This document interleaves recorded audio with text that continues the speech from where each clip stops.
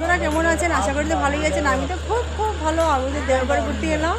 আজকে 4 দিন হয়েছে। 4 দিন আগে ছিলাম গুয়াহাটিতে, তো আজকে ফাইনালি যাচ্ছি বাড়িতে চলে। খুব মনটা খারাপ হয়ে গেছে, মানে কি বলবো, মনটা প্রচুর পরিমাণে খারাপ।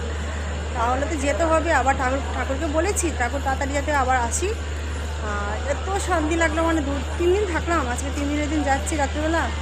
মানে এত ভালো লাগছে, মানে বলার মতো কোনো কিছু নেই। আর মনে খুব দুঃখও লাগছে, শান্তিও লাগছে, তৃপ্তিও লাগছে। ঠিক আছে, তো আমরা এখন আছি স্টেশনে, এয়ারপোর্ট স্টেশনে। আর আধা ঘন্টা লেট আছে আমাদের ট্রেন। তো আমরা বাইরে একটু বসে আছি। ওই যে আমাদের ছোটো মেম্বার জল নিয়ে বিক্রি করছে এসছে। তো অনেকগুলো শর্ট ভিডিও ছাড়লো আমাদের ছোটো মেম্বারে। বসে বসে কী করবো, কাজ নেই, পড়াশোনা নেই, কোনো কিছু নেই।